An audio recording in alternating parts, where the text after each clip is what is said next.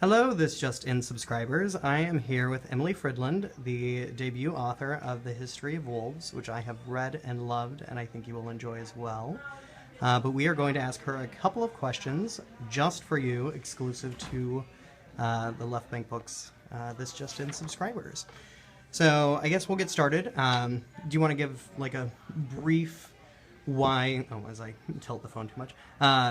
Like what really inspired you to write this book? It started as a short story that I wrote while I was going to school, and I had actually been in a workshop that assigned a couple of novels, I think by sheer coincidence, that were both about an older male teacher and his attraction to a younger, sort of highly eroticized female student, and I was just kind of bored and frustrated with that trope. So I decided to write a story from the perspective of a girl who has not been transformed into a sexual object, but understands on some level the kind of ambiguous power that such a transformation offers. So it kind of came from that. Also, I was living in LA at the time and was craving winter, and so the first chapter of the book is very wintry. You did spend quite a bit of time in St. Louis. Did you work on the book while you were here in any way, shape, or form? I did not, no. I have a collection of stories coming out that has a couple stories from my time here in St. Louis. But this novel it came about a little bit after my time in St. Louis. That being said, you know, there probably are little pieces here and there that from St. Louis that found their way into the book. One of my favorite parts of the book is the atmosphere and just how much you can really feel the woods and kind of small town Minnesota. I'm from a small town as well, and I think you really captured that. So thank you for that. Oh, thank you. There are, so I guess that's entirely not St. Louis, being a small town. What's the book that made you want to be a writer? So I grew up going to independent bookstores and the library and reading, mysteries and thrillers. And then when I was about 14, actually I think it was my 15th birthday, my dad gave me Toni Morrison's Beloved. After that, I just fell in love with sentences and language, and I couldn't hear English in the same way after that. So that was kind of a Rubicon in my life, that book, when I was about 15. That sort of changed everything, made me want to write. A lot of debut authors are asked to blurb upcoming books. Have you been asked to blurb any upcoming books that you're very excited about? Oh, I haven't yet been No? asked that. What? No, No. I would love to yet, but no, I haven't. No, so I can't say that I have. Well, your time will come. I don't know.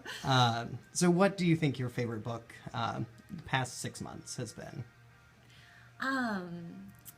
I really enjoyed Colson Whitehead's book, The Underground Railroad. I think that's a really important, really amazing book. I'm about halfway through Madeline Tien's Do Not Say We Have Nothing.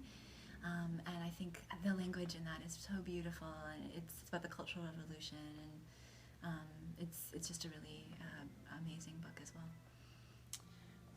What is your favorite independent bookstore, other than, of course, Left Bank Books? Left Bank Books was the store that I went to in my early 20s, when I first sort of felt like an adult, going out into the world and buying books with my own money. So that means a lot to me. In Minneapolis, I love Majors and Quinn. I lived in LA for a while, and Book Soup and Skylight Books in Los Angeles and the Hollywood area were my kind of home bookstores, so those are wonderful stores as well. So your book has been getting a ton of attention, including being an Indies Introduced title, which our owner, Chris Kleindienst, was a part of the selection committee. So what does it, I mean, has that really affected the book in any way? Like, have you noticed going into independent bookstores that it's on better displays, more books, booksellers being really excited to meet you, that sort of thing? Yeah, I mean, I've been so honestly so humbled by the support of independent booksellers. I don't know where this book would be without that support, and it means a lot to me in particular because I know what a labor of love sustaining an independent bookstore is, and I also know that independent bookstore owners and workers are just people who love to read and love books so much. So the fact that the book has found support among the independent bookstores has been just so moving to me, particularly moving.